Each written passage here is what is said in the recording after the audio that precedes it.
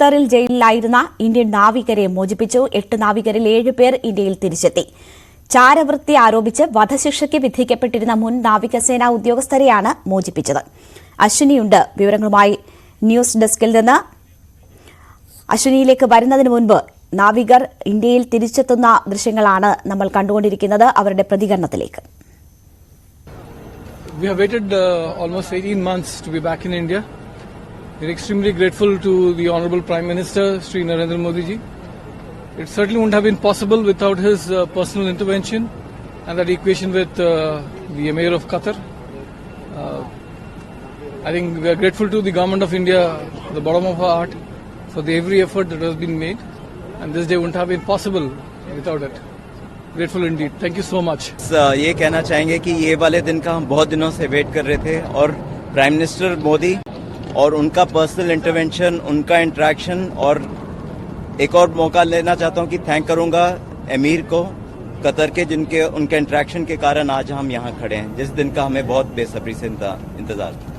രാജ്യത്ത് തിരിച്ചെത്താനായതിലുള്ള സന്തോഷം പ്രകടിപ്പിക്കുകയായിരുന്നു അവർ. അശ്വിനിയുണ്ട് വിവരങ്ങളുമായി. അശ്വിനി, വധശിക്ഷയ്ക്ക് വിധിക്കപ്പെട്ടവരാണ് രാജ്യത്ത് തിരിച്ചെത്തിയിരിക്കുന്നത് സുരക്ഷിതരായി. ഇന്ത്യയുടെ നയതന്ത്ര വിജയമായി വേണമോ ഇതിനെ കാണാൻ? വിശദാംശങ്ങൾ എന്തൊക്കെയാണ്? രേണുക നേരത്തെ പറഞ്ഞതുപോലെ തന്നെ ഇന്ത്യയുടെ ഒരു നയതന്ത്ര വിജയമായിട്ട് തന്നെ വേണം ഇതിനെ കാണാൻ. കാരണം കഴിഞ്ഞ വർഷം ഒക്ടോബറിലാണ് ഈ 8 നാവികരെ, ഇന്ത്യൻ വംശജരായ നാവികരെ ഖത്തർ വധശിക്ഷയ്ക്ക് വിധിച്ചത്. ഖത്തറിന്റെ രഹസ്യ വിവരങ്ങൾ ചോർത്തിക്കൊടുത്തു എന്ന കുറ്റത്തിനാണ്, ചാരവൃത്തി നടത്തിയെന്ന കുറ്റത്തിനാണ് ഇവരെ വധശിക്ഷയ്ക്ക് വിധിച്ചത്.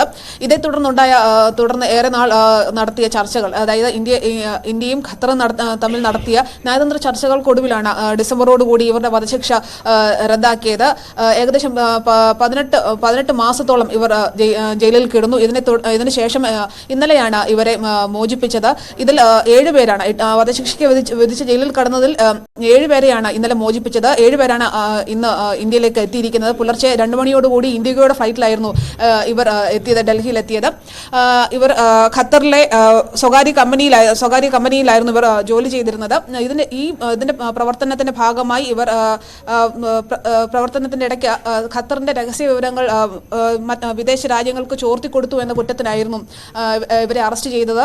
ഇതിനെ തുടർന്നിട്ടാണ് ഇവർ ജയിലിൽ കിടന്നിരുന്നത്. രേണുക, അശ്വിനിയാണ് വിവരങ്ങൾ നൽകിയത്. എന്തായാലും ചാരവൃത്തി ആരോപിച്ച് വധശിക്ഷയ്ക്ക് വിധിക്കപ്പെട്ട നാവികരാണ് തിരിച്ചെത്തിയിരിക്കുന്നത്. രാജ്യത്തെ സംബന്ധിച്ച് ആശ്വാസകരമാണ്. നയതന്ത്ര വിജയമായാണ് ഇതിനെ കാണുന്നത്.